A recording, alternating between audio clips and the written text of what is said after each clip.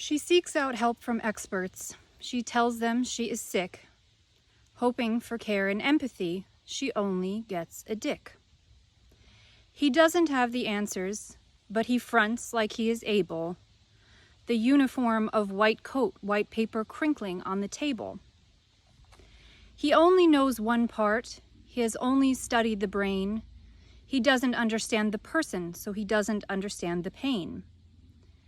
The things he's learned from books seem to have closed off his heart. He talks down to patients all day long. Condescension is an art.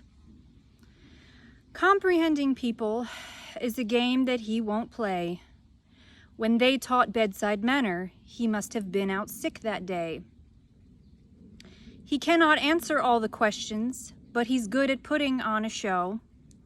He would rather kill or be killed than ever utter, "I don't know." Instead of asking Google, he gives out misinformation. The line of people needing help pay for his boat and his vacation.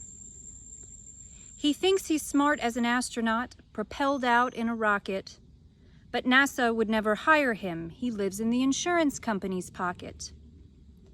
He infantilizes women, treats them like they are dumb. I feel terrible for his poor wife. He probably never makes her come. Are the doctors getting younger, or am I just getting old? I can remember back to a time when the doctors were not so cold. He doesn't ask the questions, but criticizes what he hears. He's not looking to make you feel better or help you with your fears. If medicine were a musical, we'd need to sing a new rendition. There is no Western medicine cure for a spiritual condition. Empathy cannot be taught, cannot be learned from just reading a book. Just because you do not understand doesn't mean you're off the hook. You forget to do no harm, you do not understand the pain. Perhaps you're in the wrong profession if you can't stand when they whine and they complain. No one wants to go to the ER in the middle of the night. No one wants to be in pain and also be prepared to fight. Smugness and condescension, the way you do not offer a helping hand, indicates to me that you just don't understand. Just because I am a woman doesn't mean it's in my head.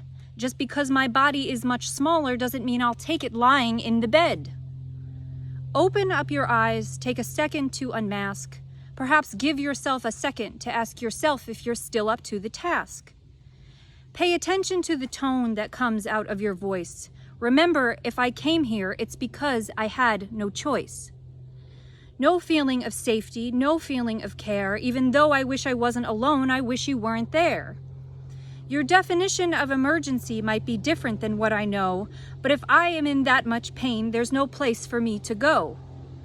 Toxic masculinity under patriarchy's effect. Just because you keep on calling me ma'am doesn't mean you're showing me respect.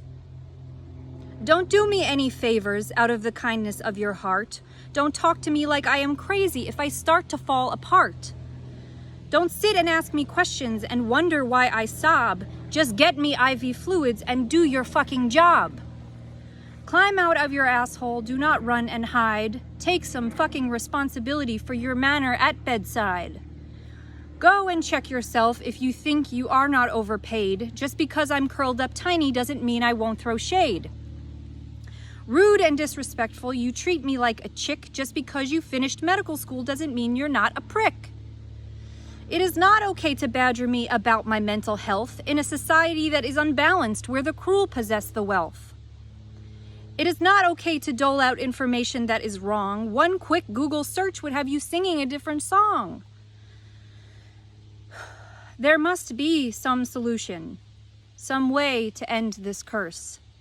If you want to know how to better yourself, just go and ask a nurse.